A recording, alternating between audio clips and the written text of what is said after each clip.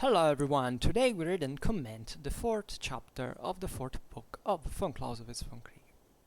The text follows. The moral effect of a victory increases not merely in proportion to the extent of the forces engaged, but in a progressive ratio, that is to say, not only in extent, but also in its intensity. In a beaten detachment, order is easily restored, as a single frozen limb is easily revived by the rest of the body, so the courage of a defeated detachment is easily raised again by the courage of the rest of the army as soon as it rejoins it. If, therefore, the effects of a small victory are not completely done away with, still they are partly lost to the enemy. This is not the case if the army itself sustains a great defeat. That one with the other fall together, a great fire attains quite a different heat from several small ones. Another relation which determines the moral value of victory is the numerical relation of the forces which have been in conflict with each other. To beat many with few is not only a double success, but shows also greater, especially a more general superiority, which the conquered must always be fearful of encountering again. At the same time, this influence is in reality hardly observable in such a case. In the moment of real action, the notions of the actual strength of the enemy are generally so uncertain, the estimate of our own commonly so incorrect, that the party superior in numbers either does not admit the disproportion, or is very far from admitting the full truth, owing to which he evades almost entirely the moral disadvantages which would spring from it. It is only hereafter in history that the truth, long suppressed through ignorance, vanity, or a wise discretion, makes its appearance, and then it certainly casts a lustre on the army and its leader, but it can then do nothing more by its moral influence for events long past. If prisoners and captured guns are those things by which the victory principally gains substance, it is through crystallizations, then the plan of the battle should have those things especially in view. The destruction of the enemy by death and wounds appears here merely as a means to an end. How far this may influence the dispositions in the battle is not an affair of strategy, but the decision to fight the battle it is in intimate connection with it, as is shown by the direction given to our forces, and their general grouping, whether we threaten the enemy's flank or rear, or he threatens ours. On this point, the number of prisoners and captured guns depends very much, and it is a point which, in many cases, tactics alone cannot satisfy, particularly if the strategic relations are too much in opposition to it. The risk of having to fight on two sides, and the still more dangerous position of having no line of retreat left open, paralyze the movements and the power of resistance. Further, in case of defeat, they increase the loss, often raising it to its extreme point, that is, to destruction. Therefore, the rear being in danger makes defeat more probable and at the same time more decisive. From this arises in the whole conduct of the war, especially in great and small combats, a perfect instinct to secure our own line of retreat and to seize that of the enemy. This follows from the conception of victory, which, as we have seen, is something beyond mere slaughter. In this effort we see, therefore, the first immediate purpose in the combat, and one which is quite universal. No combat is imaginable in which this effort, either in its double or single form, does not go hand in hand with the plain and simple stroke of force. Even the smallest troop will not throw itself upon its enemy without thinking of its line of retreat, and in most cases it will have an eye upon that of the enemy also. We should have to digress to show how often this instinct is prevented from going the direct road, how often it must yield to the difficulties arising from more important considerations. We shall therefore rest contented with affirming it to be a general natural law of the combat. It is therefore active, presses everywhere with its natural weight, and so becomes the pivot on which almost all tactical and strategic maneuvers turn. If we now take a look at the conception of victory as a whole, we find it in it three elements. 1. The greater loss of the enemy in physical power. 2. In moral power. 3. Is open avowal of this by the relinquishment of his intentions. The returns made up on each side of losses in killed and wounded are never exact, seldom truthful, and in most cases full of intentional misrepresentations. Even the statement of the number of trophies is seldom to be quite depended on. Consequently, when it is not considerable, it may also cast a doubt even on the reality of the victory. Of the loss in moral forces there is no reliable measure except in the trophies. Therefore, in many cases, the giving up of the contest is the only real evidence of the victory. It is therefore to be regarded as a confession of inferiority, as the lowering of the flag by which, in this particular instance, right and superiority are conceded to the enemy, and this degree of humiliation and disgrace, which however must be distinguished from all the other moral consequences of the loss of equilibrium, is an essential part of the victory. It is this part alone which acts upon the public opinion outside the army, upon the people and the government in both belligerent states, and upon all others in any way concerned. But renouncement of the general object is not quite identical with quitting the field of battle, even when the battle has been very obstinate and long kept up. No one says of advanced posts, when they retire after an obstinate combat, that they have given up their object.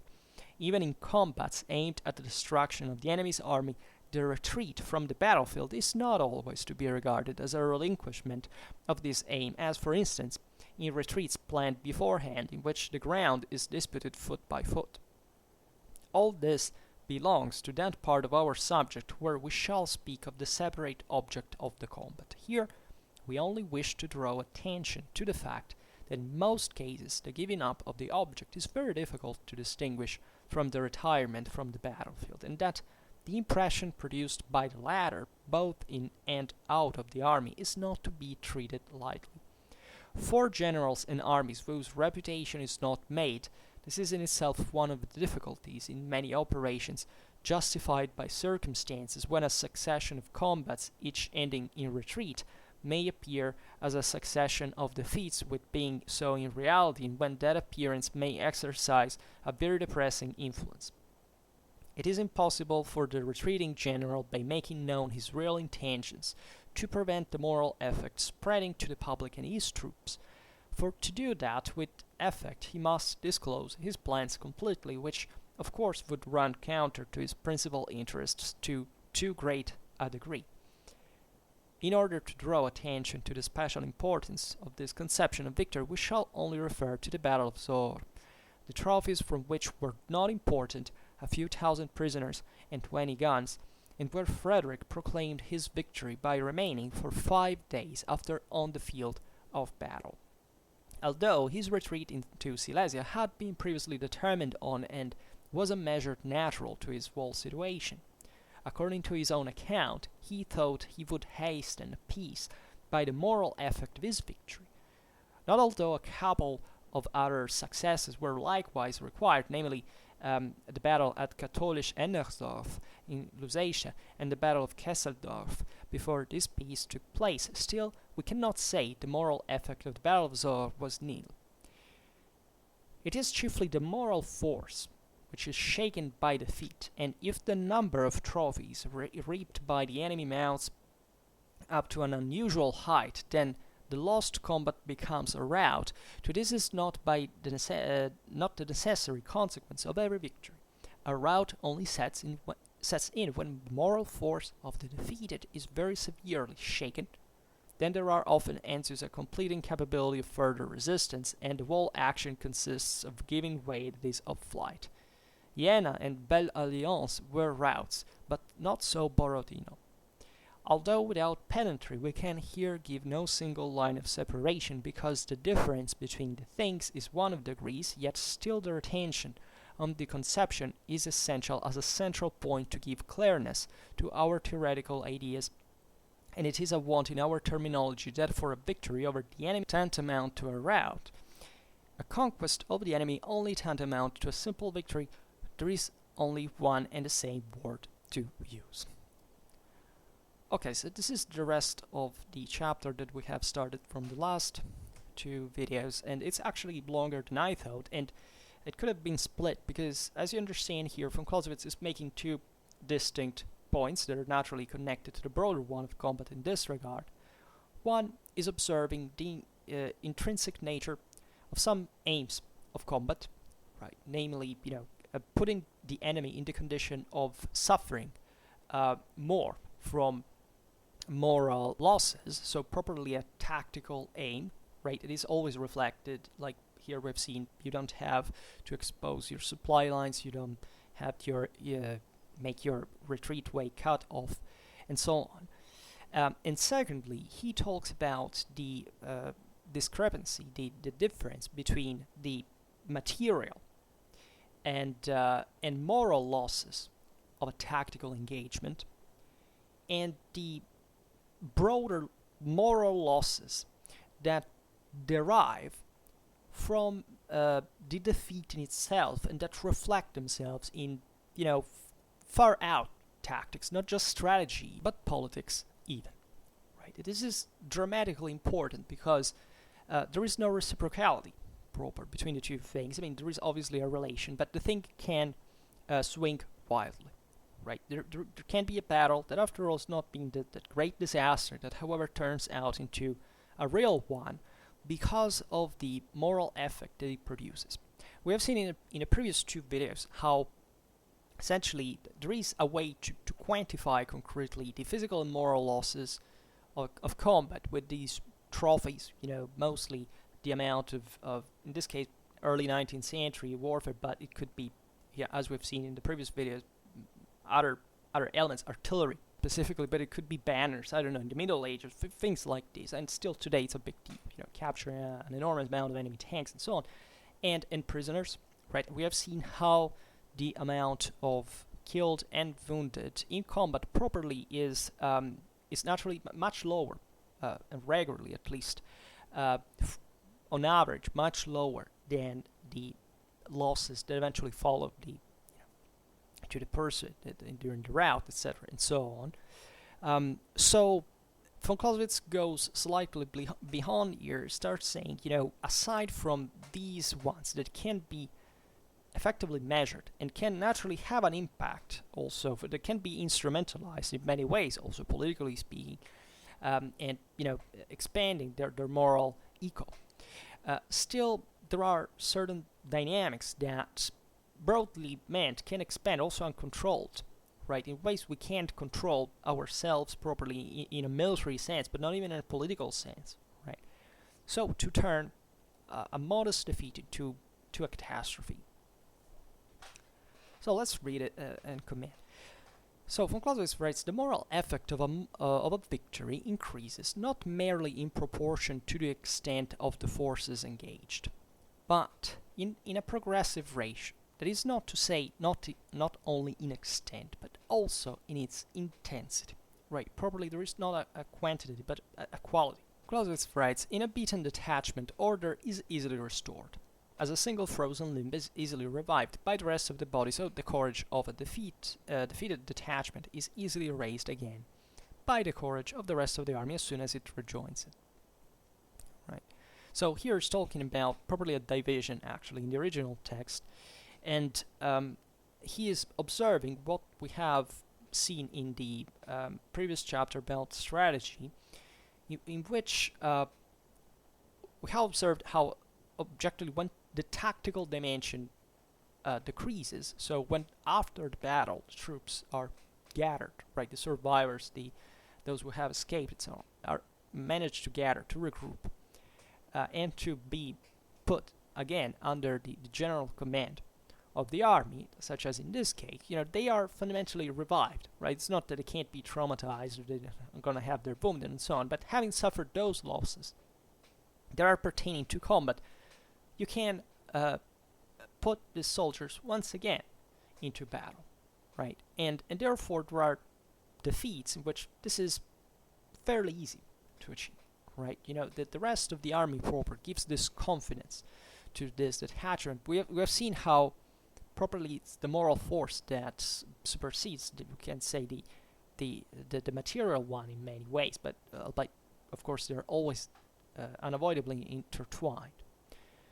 And von Clausewitz writes, if therefore the effects of a small victory are not completely done away with, still they are partly lost to the enemy, right? So naturally, this is the case of some troops in a way or another manage to save their skins, to come back to the major, army, and they can be spent again. So naturally, he who has defeated them has partially lost a chance to eliminate them after the distraction of their moral forces on the field. And as we said just before, during the pursuit, you properly capture prisoners, guns, and you take them away. Those can't be recovered, right, by the defeat. But von Clausewitz says this is not the case if the army itself sustains a great defeat, right? Then one with the other fall together. A great fire attains quite a different heat from several small ones, and this reveals the intensity we was talking about before. There are combats in which the devastation is such that goes far away as a moral consequence. It's something that can even arrive to invest. In fact, other units that are not even taken part to battle, this actually always happens, where in another. This goes with the victory as well as defeat. Always remember the laws of reciprocity that von Clausewitz is traced in the first part of the Vom Kriege, that have to do naturally with the most obvious fact that if the enemy loses something, you are in absolute terms benefiting from that. Then you may have lost, however, your own share, and this is what von Clausewitz is also discussing specifically in this chapter. So the thing can be discussed in relative terms, but fundamentally it's like a fire, right? Metaphorically, it's very poignant, right?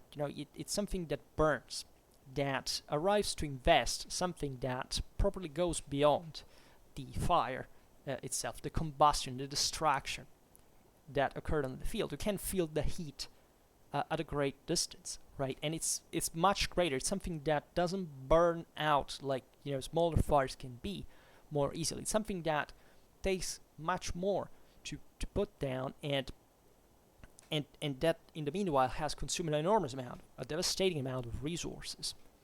So von Clausewitz writes, another relation which determines the moral value of victory is the numerical relation of the forces which have been in conflict with each other. This is what we were just addressing. I mean, the fact that naturally an absolute loss in forces should always be compared not just with another absolute amount of forces, but also with the remainder and how these can be spent again, right? So in the previous chapters, previous videos actually, we have in the same chapter, we have seen how naturally if you lose more moral and material forces than the enemy in a battle, yeah, I mean, you may have retreated, abandoned your position, and so on, but still in absolute term, the enemy has properly failed, right? It's the ideally Pyrrhic victory, the idea that on the field you maybe make your opponent abandoning the ground, but and going away, maintaining the field, but still you have lost so much that strategically speaking, you will have some problems to cope with. Right, and that's not a success, cannot be considered, militarily speaking, a success. And this is interesting because it gives you the idea of how fluid the system is, how there is not a formal, nominal way, even not just to properly measure these resources in a certain, to a certain extent, how problematic, even just zoologically, that is, but also how there are certain repercussions, of course, that go far beyond the tactical outcome. And the leitmotif of this last part is essentially to show how that doesn't just invest what is being taken away during the combat, during the pursuit, but how that can enlarge and expand further. So, von Clausewitz writes, to beat many with few is not only a double success, but shows also a greater, especially a more general superiority which the conquered must always be fearful of encountering again, right? And this can go as well as for a defeat, right? You may have caused an enormous amount of losses to the enemy that you will have be very watchful from now on if that superior quality is maintained over time. So it's interesting that here von Clausewitz stresses that, strategically speaking, first of all, you have to mind that, aside from the moral consequences on this on a broader scale, but properly that this is included within them, but also directly influences the strategic and exquisitely military dimension of how the campaign will be led afterwards. Then he writes, at the same time, this influence is in reality hardly observable in such a case, right? And this is also important. Let's see better what he means, because it's quite interesting. It says, in the moment of real action, the notions of the actual strength, so in the moment of the real action, in battle proper, the notions of the actual strength of the enemy are generally so uncertain, the estimate of our own commonly so incorrect, that the party superior numbers either does not admit the disproportion or is very far from admitting the full truth, owing to which he evades almost entirely the moral disadvantages which would spring from it. This also has a great importance, not just tactically but strategically speaking, because we often assumed, something how we study military history, at least in history books. There is also, approximation, because nobody fundamentally ever knows what really happens. Most of the times, you try to get a better idea from the evidence. But von Clausewitz has explained how that is, in fact, history is wholly another dimension, but properly still is based on the facts that happen on the field. And the facts that happen on the field, most of the times, and you can understand that from history in a way or another, whether it's a commander talking about his direct military experience or a historian just checking the sources in a much more indirect way, may not have known, first of all, at the moment, what the hell was going on, so that his decisions naturally were heavily influenced by that, and naturally also whatever happened. So conversely, because of those laws of reciprocity, also the enemy didn't. At least was affected by it in one way or another, But also, they may not understand it proper, not even when the fight is over. Right? It's just huge mess that happens that nobody quite is able to recollect overall. Also because you're under such a pressure and you're freaking out, and you don't have surely even those poor means you would have if you were properly cold and rational at the moment to make a kind of scientific evaluation of the thing. But you understand that we have seen it since the first chapters, that what you can see banally is also what, so materially, physically, it's not even telling you more than much. First of all, you don't know where the guys have eaten or not, right? You may know that, right? If the enemies are, better rested than you are. That's not something you can't properly measure unless you don't have, a strategical idea that they had at that specific time, that presumably, right? It's never certain. But properly, you don't know what their moral force is. We have seen that there's no way to properly assess that. And we've seen how these moral forces are all intertwined, by the way, with the, it's not that is not manifested. We've seen, and von Clausewitz will say it now, that just for the fact that they give battle, there is something from their side you can understand. You can understand paradoxically as a human much more quickly about the moral forces than the physical ones in many ways. But at the same time, this is something that swings dramatically, and you don't even know what is there from the other side. You can't even see them sometimes. You can have an idea. You have hints, traces, smoke, noises, but it's extremely difficult to get an accurate picture of what are the forces of the enemy. And this is made more interesting by the fact that von Clausewitz here is talking about a numerical asymmetry. He writes, in fact, it is only hereafter in history that the truth, long suppressed through ignorance, vanity, or a wise discretion, makes its appearance, and then it certainly casts a luster on the army and its leader, right? We've seen how the talent in command and the so-called military virtue of an army is the whole deal here, but it can then do nothing more by its moral influence for events long past. Right, so this is Von Clausewitz is saying, there's something that we didn't even care sometimes more than much, like in terms of the theory of the art of war, to assess properly this quality, right? Mostly connected to the moral forces. You remember how the theory of the art of war began, according to von Clausewitz, which is correct. In the Renaissance, we're starting. Okay, we can't count moral forces. What do? Let's count numbers. Let's start from the most banal thing, right? Those are important. They have a weight. We've seen it in a past video how von Clausewitz says, there are proportions that in a certain type of warfare, generally speaking, are the certain numerical asymmetries that can't be decisive at some point, but it's never in absolute terms. But this is something that should be understood better in this regard.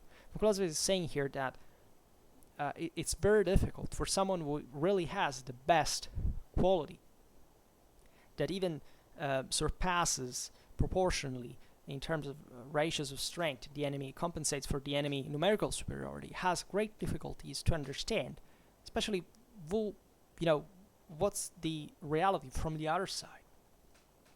And also that your own forces, of course, are better known, but up to a certain point, right? It really depends. Von Clausewitz writes, if prisoners and captured guns are those things by which the victory principally gains substance, it is true crystallizations, then the plan of the battle should have those things specially in view. The destruction of the enemy by death and wounds appears here merely as a means to an end. We have seen it in the previous videos, and it's kind of, and here is changing a little bit the topic, but he will come back on the moral dimension at the same time. Now he's focusing properly on the tactical aim of combat, right? So we have seen that if the most reliable way to understand, to quantify, to concretize the outcome of a battle is these trophies, as he called them, in this case prisoners and captured guns. So logically, the aim of the battle should be to get those trophies, right? And in a way that therefore looks not much, in fact, at combat per se, right? Or better, that looks at combat per se, but just as a mean to an end, right? It's not that they have to destroy all the enemy forces in the heat of action, right? In the iron arm, right? We're struggling against each other. I have to make that combat just as a mean to go in a certain direction that will allow me to obtain those specific results. This is important because naturally opens multiple options to how you're going properly, to employ your armored forces, and tactics is all about it, on how to use these means on the battlefield. But still, the true end is to gain those trophies at the end. Von Clausewitz writes, how far this may influence the dispositions in the battle is not an affair of strategy, but the decision to fight the battle is in intimate connection with it, as is shown by the direction given to our forces and their general grouping, whether we threaten the enemy's flank or rear, or he threatens ours, right? So there is, of course, as he says explicitly, this is a tactical matter. Strategy probably doesn't know how on the field you're going to employ those forces, because it's the realm of tactics. But at the same time, the reason, of course, why that combat happens is, as always, strategical, and it already displays before the tactical, dimension is unleashed. We could say the attitude. We could say this has all to do properly with the moral resources, right? To be capable of putting the enemy in the condition to put it at disadvantage and achieve properly that trophy victory, right? Trophy gain. Because it says, whether to threaten the enemy's flank or rear, and so on, and also naturally in the way the enemy threatens ours. So that balance that eventually pushes to the limitation, especially the greater the combat, as we have seen, becomes to to fewer options after all, and gets ever more destructive, and therefore has as an outcome that burning, the extremely intense fire that devastates everything more than else, and that's what we should be very careful of, is unachievable, right? You have to just count on elements that at that point are not fundamentally tactical, but have to do with the broader motivation of the arm, right? That is a much greater moral power to be required, right? So Clausewitz says, on this point, the number of prisoners and captured guns depends very much, and it is a point which in many cases tactics alone cannot satisfy. In fact, particularly if the strategic relations are too much in opposition to it. This is obvious. That is to say, you may have a qualitative edge on the enemy, but still not the capabilities of, outflanking him and winning the battle in the first place. If the quality is higher to compensate, this is always a matter of, the outcome is all a statistic matter, right? Even here there's no certainty, but it's obvious that, if your quality is so high that you can count on defeating an enemy with higher numbers than yours, well, the flattening of the possibility, right here, you see the asymmetry here. The enemy has greater troops, and you have less, but they're better. So that possibility of flanking, for example, outflanking the enemy is reduced dramatically in the tactical practice. But still, you may not need that, because if you're actually stronger, you have just to break through. So automatically that will make you get the trophy anyway. But there are simply certain strategic situations that will force you to fight, maybe to gain, in fact, a strategic advantage, but still not obtaining a tactical victory. So Clausewitz says, the risk of having to fight on two sides, and still more dangerous position, having no line of retreat left open, paralyze the movements and the power of resistance. Further, in case of defeat, they increase the loss, often raising it to its extreme point, that is to destruction. Right, so what he's stressing here is that there is a moral factor that derives properly from strategic situations, right, that are not to do with combat proper, but reason in terms of the outcome, in terms of post-combat, right, of that route where the trophies are gained, right, that crush, however, that influence dramatically, and this is a beautiful example of the interference between tactics and strategy morally, the will to fight, right? If you know that the enemy is attacking you from both sides, that by definition, in this sense, also your line of retreat is threatened, or even risks to be cut off, right? At that point, you may have that qualitative advantage, but you may not actually gain that advantage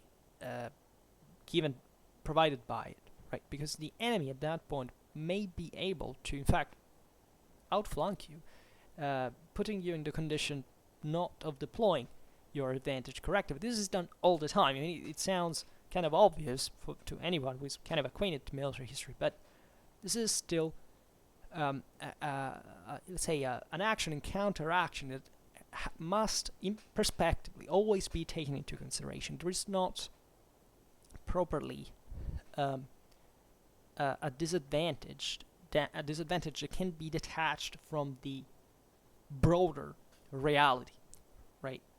Even a tactical disadvantage should always be recognized, not much because of how the combat is gonna be carried out per se much, but for the outcome. You reason in terms of the outcome, and you can't force your men to fight in conditions that for them are evidently cutting them any hope in case of defeat, likely or not, because this is the discriminating here, and not properly, and not suffering the consequences of this on their morale during combat. So, and obviously the same consequences per se, but also in the combat. So, that this is something you really want to avoid, because it can bring to annihilation, as von Clausewitz says here. Therefore, he writes, the rare being endangered makes defeat more probable and at the same time more decisive. It's self-evident. And then he writes, from this arises, in the whole conduct of the war, especially in great and small combats, a perfect instinct to secure our own line of retreat and to seize that of the enemy. This follows from the conception of victory, which, as we have seen, is something beyond mere slaughter. And this is about von Clausewitz's realism, because he will now also criticize the fact that in the past, and also in the present and in the future, this is not to be always given, as a banal notion that everybody realizes. There could be an incompetence about it that will bring to disaster in this very, for the lack of this specific, the awareness of this specific element. But what Clausewitz is rather doing here is describing properly what occurs on a regular base, on average, between two contenders, right? This, where he says, there's a perfect instinct to secure our own line of retreat and to seize that of the enemy. It's as if this was immediate, that you didn't even have to explain why a word, that thing comes from, rationally speaking, because it's instinctive. It's something you can feel, right? This is the beauty of the Vom Kriege. It makes you understand it more than any material, physical measure. What here you really want to get is that deep understanding. That is an intuition, fundamentally, even an instinct in some ways, that is evident within you, right? Von Clausewitz naturally is influenced by idealism and so on, but this concept is pretty spot on, right? It's not that we command armies in ways that we calculate every single inch of march, how the wolf system should work. We just make it go, and it seems crazy because this is how we rule the world at the same time, but it still works, and it still works thanks exactly to this instinct, right? Which seems amazing, but it does work most of the times. Von Clausewitz says then, in this effort we see therefore the first immediate purpose in the combat, and one which is quite universal. This is a word you should always remember when reading the Vom Kriege. This is universal. This is no time and space. This is human in the first place. No combat is imaginable in which this effort, either in its double or single form, does not go hand in hand with a plan and a simple stroke of force. Even the smallest troop will not throw itself upon its enemy without thinking of its line of retreat, and in most cases it will have an eye upon that of the enemy also. Right? And this is properly what sometimes makes it spotted, because the battlefield is not still, right? The troops on it do stuff, and the situation changes, and you should have the coup d'oeil to realize when it's time to take that measure in order to gain the advantage, right? Clausewitz then says, we should have to digress to show how often this instinct is prevented from going the direct road, how often it must yield to the difficulties arising from more important considerations. We shall therefore rest contented with affirming it to be a general natural law of the combat. A general natural law of the combat, not even rule, right? Because this is properly about the existence of the instinct, right? It's not about how people eventually are going to necessarily follow it or not, because there is always a degree of imperfection eventually in the action and in the ways we also feel the thing, right? It's not a precise calculator.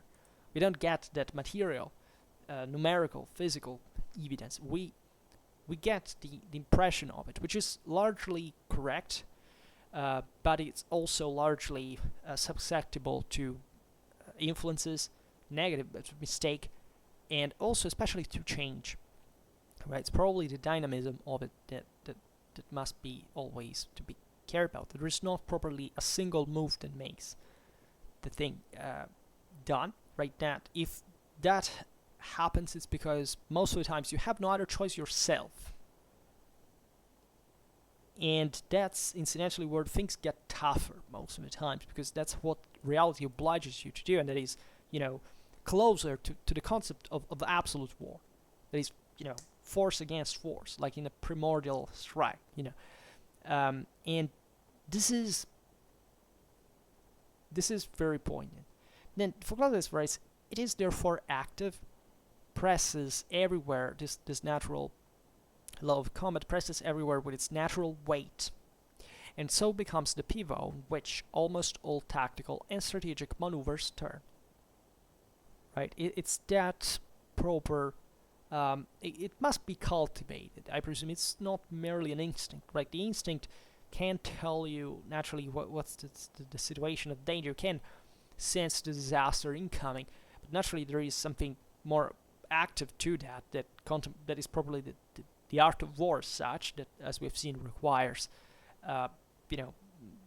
very specific qualities, and not just those, but just, if anything, to be addressed and developed and reinforced.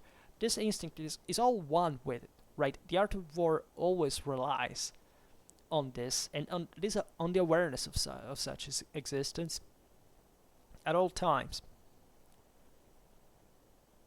And von Clausewitz says, if we now take a look at the conception of victory as a whole, we find in it three elements: the greater loss of the enemy in physical power, in moral power, is open avowal by the relinquishment of his intentions.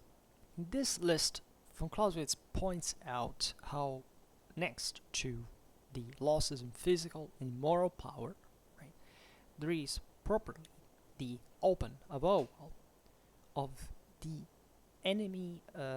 Here it's talking about the enemy, but it's about the loser fundamentally, the relinquishment of his intentions, right? So there is this other very important indicator that naturally goes in parallel with what we have seen in the previous videos about the loss of ground and the gradual exhaustion of reserves, that takes takes it to the next step. It basically looks at the freezing of the enemy intentions, right? Or even of the possibility, but properly from a moral point of view, of what the enemy feels now insecure to do, at the point of not knowing practically what he has to do.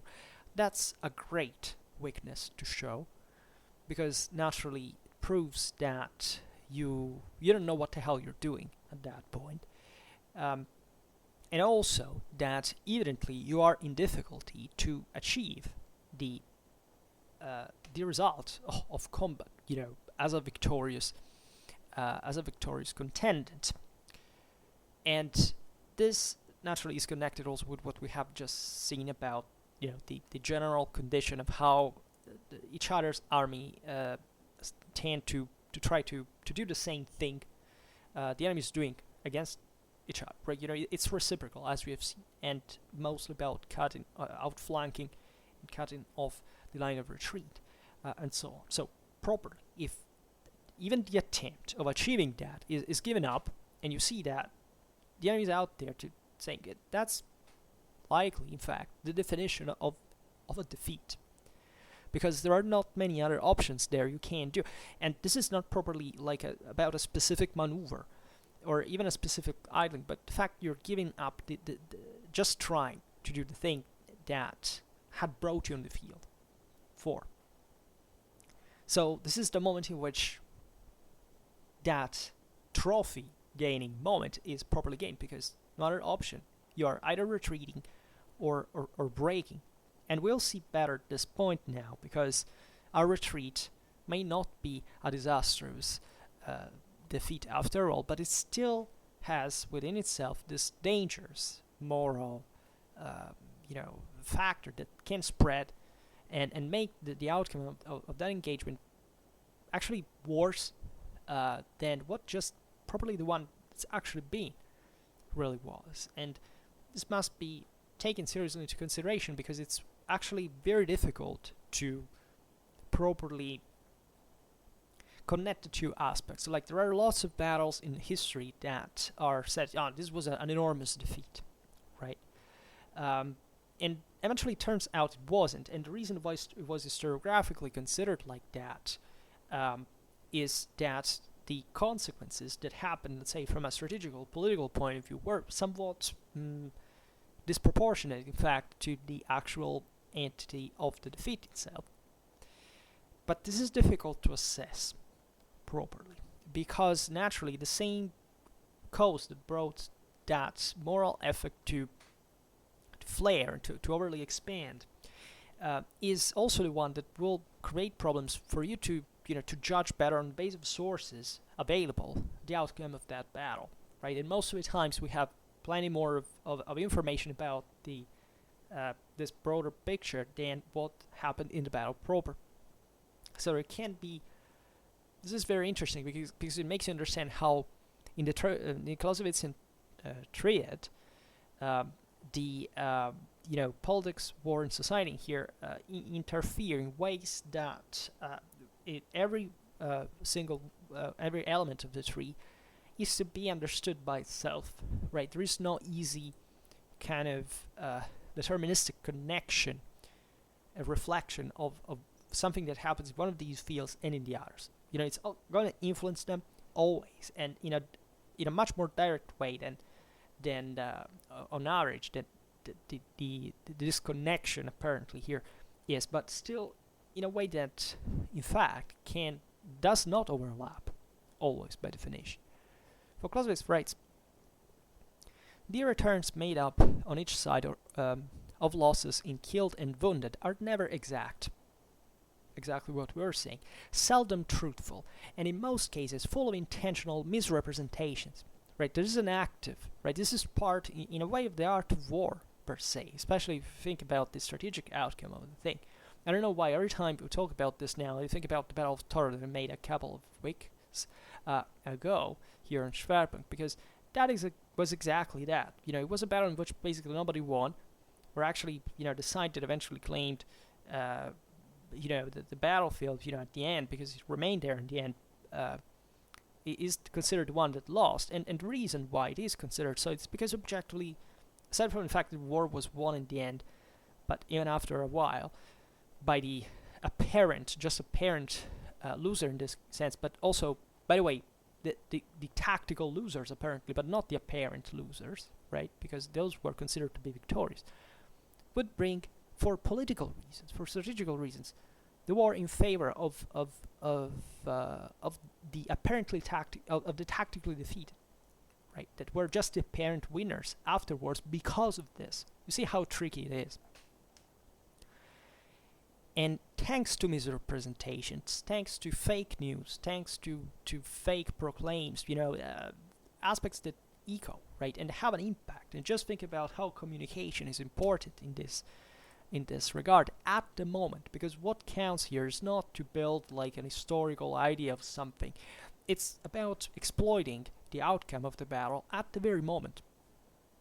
In fact, von Clausewitz says even the statement of the number of trophies is seldom to be quite depended on, right? Those are claims most of the times. You have to see them eventually. That's exactly what happened in Battle of Zord. It's incredible. It says, consequently, when it's not considerable, it may also cast a doubt even on the reality of the victory. That's it. That's exactly it. Of the loss in moral forces, there is no reliable measure, von Clausewitz writes, except in the trophies. Therefore, in many cases, the giving up the context is the only real evidence of the victory. Right. So this is also important because it makes you understand that nobody cares sometimes whether the enemy has lost so many troops. The importance is, the guys have abandoned the field, so hence those are the losers. So von Clausewitz says, it is therefore to be regarded as a confession of inferiority, as the lowering of the flag, by which in this particular instance right and superiority are conceded to the enemy, and this degree of humiliation and disgrace, which however must be distinguished from all the other moral consequences of the loss of equilibrium, in an essential part of the victory.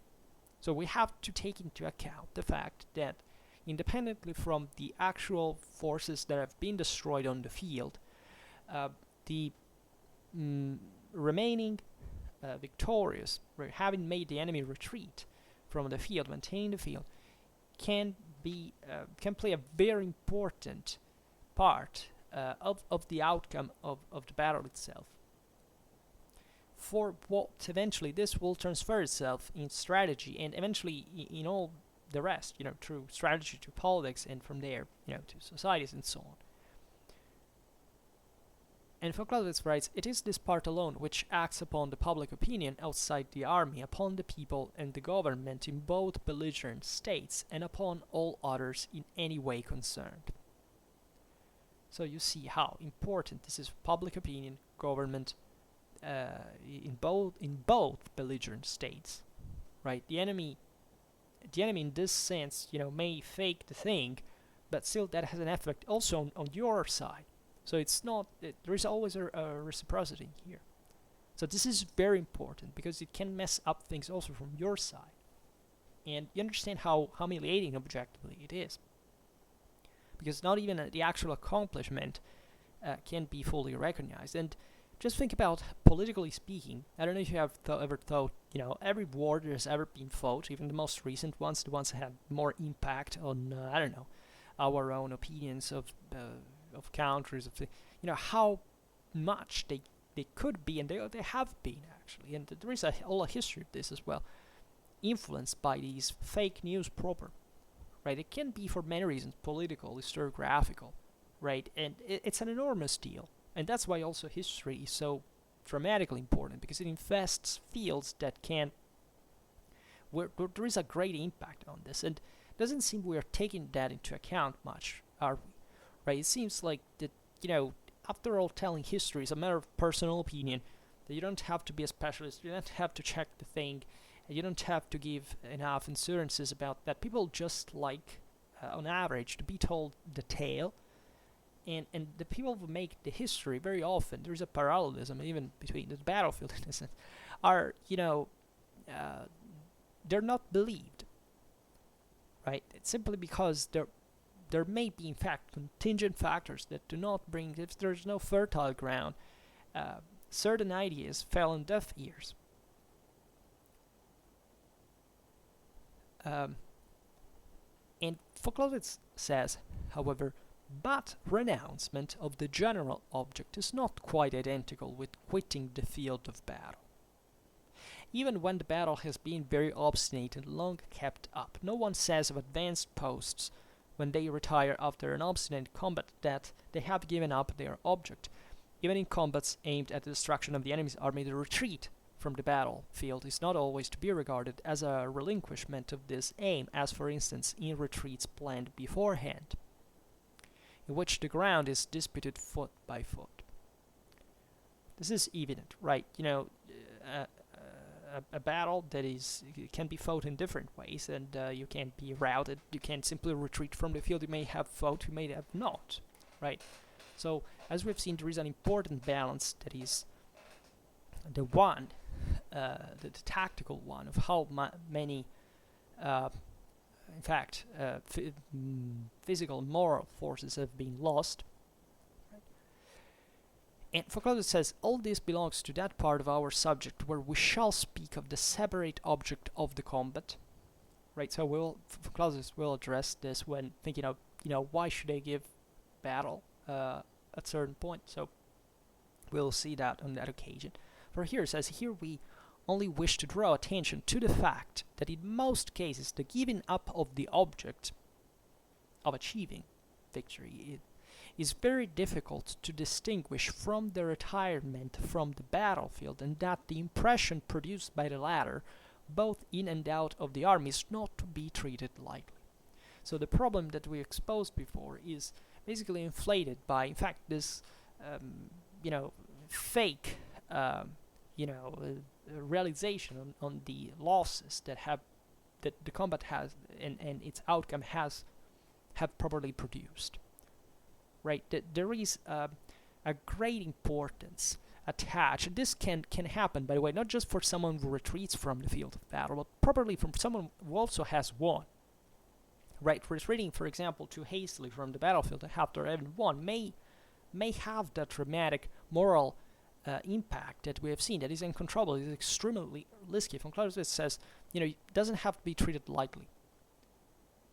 In fact, he writes also, for generals and armies whose reputation is not made.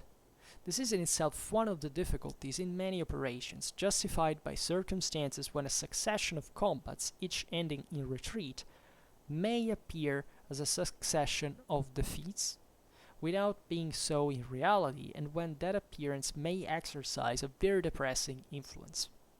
Right? So this is connected with many other factors, including the same moral of the troops, by the way. Right? Retreating from the field. This is complex, because you may have a strategic object that would bring troops down if you don't give them the opportunity to prove themselves, tactically speaking. That's also something you have to take into consideration. Von Clausewitz writes, it is impossible for the retreating general, by making known his real intentions, to prevent the moral effect spreading to the public and his troops. For to do that with effect, he must disclose his plans completely, which of course would run counter to his principal interests to a great degree. Right? So here it really tells about the problem of the intertwinement of the Clausewitzian Trinity. Right? What you do out there is under the eyes of many. And even if maybe you're a military genius in terms of that strategical move you have made, and you have this great plan, the others may not understand that. But I suspect, and I think von Clausewitz will arrive to this conclusion at some point, that it's rarer, let's say, in greater engagements, that this is an eventuality, right? And it's difficult, however, to still put it in parallel with the degree of the spread of negative rumors and the moral impact that this will have. So it's actually very difficult, if not largely impossible, actually, for a commander to determine what the outcome will be.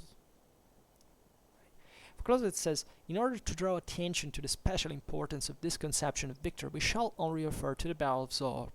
Right? This was a battle that was fought on September the 30th, 1745. Clausewitz says, the trophies from which were not important, about from Frederick II, from which were not important, a few thousand prisoners and 20 guns, so it's not a big deal after all, and where Frederick proclaimed his victory by remaining for 5 days after on the field of battle, although his retreat into Silesia had been previously determined on, and was a measure natural to his full situation. You realize what they did, right? He had won, he had achieved a modest victory, and he had already planned to come back home. But he stayed, nevertheless, 5 days on the field, with all the costs that this entailed, but still to show off.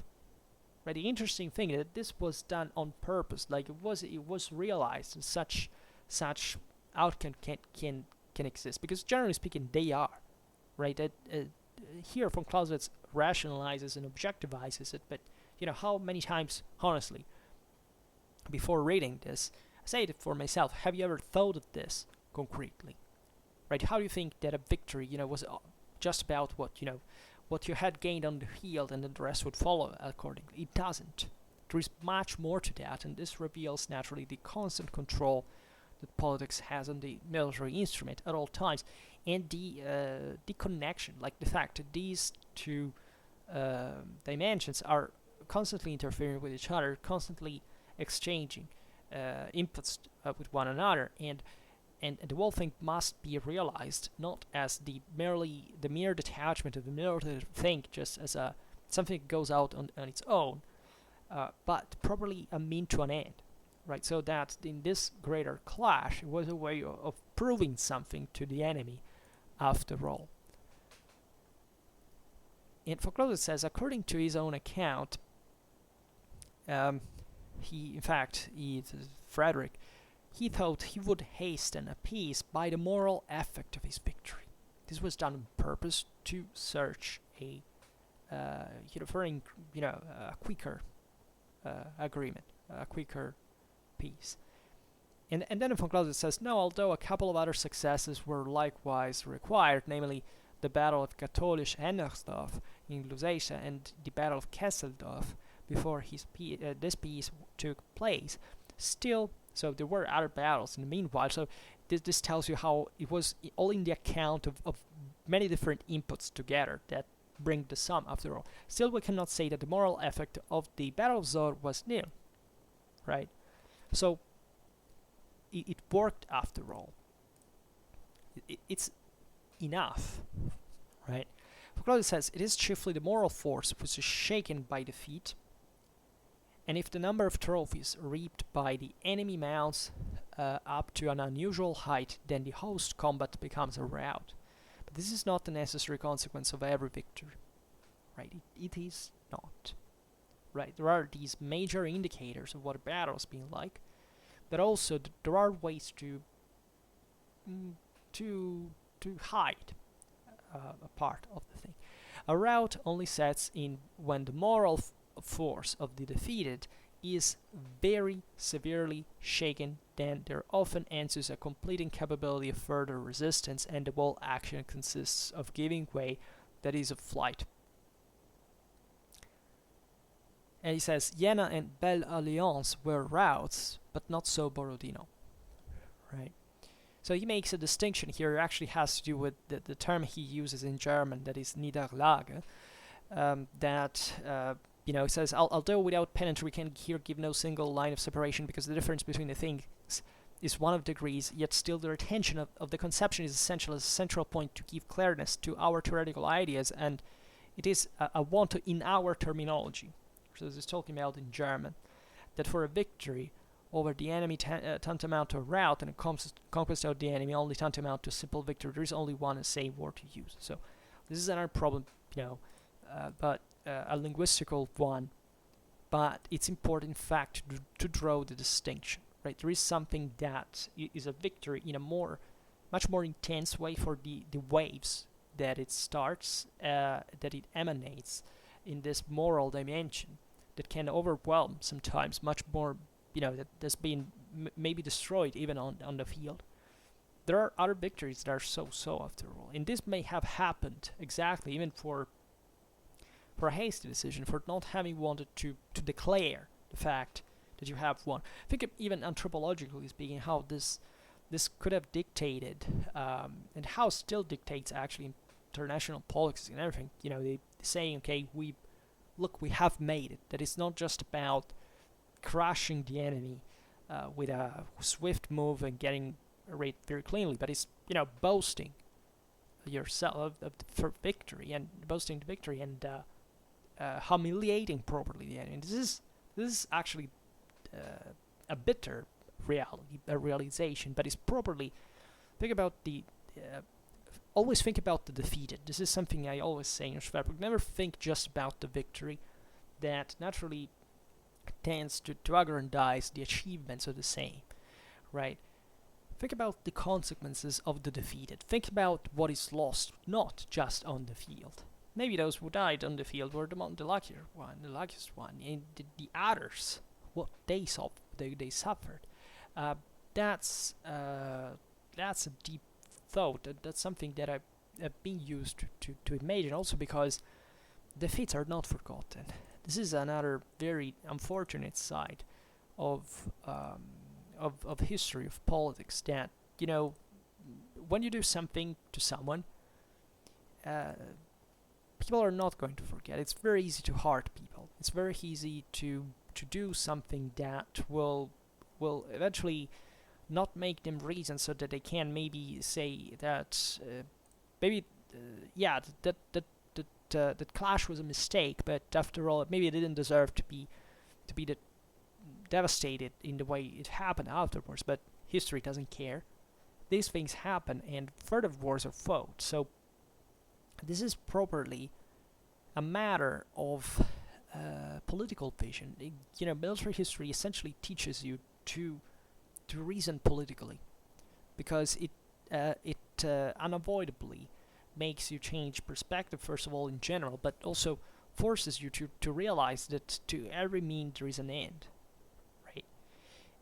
Or better, the other way around in this sense, but that you cannot detach the two things. That war is not a sport, a game that, a play that it happens, then everybody shakes hand, or it's that simple to talk about it, or to rationalize it, or to objectivize what happened. There's always going to be something devastating about it, something disruptive, and this is what von Clausewitz, by the way, is fully aware of.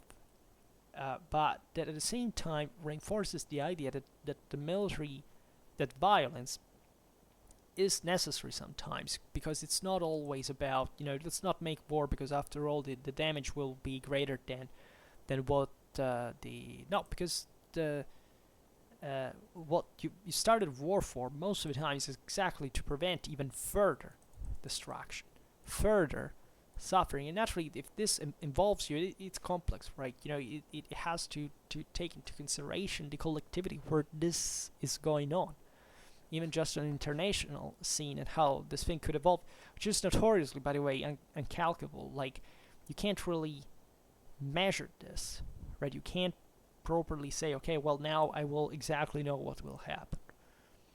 And this is also a way to look within yourself and say, what, and really weigh morally what this whole thing is about after all.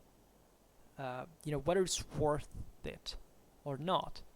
You'll find out probably most of the times it's not, right? Most of the times there is a problem in doing so that will come later, and that does not depend on the moment in which you simply defeat the enemy, which you seem to be extremely confident about yourself, but that will,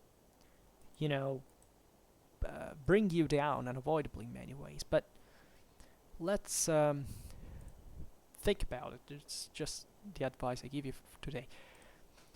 But for now, I'd say we stop here, and I just hope that you enjoyed this video. If you did, please share it. Otherwise, leave a like or subscribe to my channel if you're interested in my upcoming contents.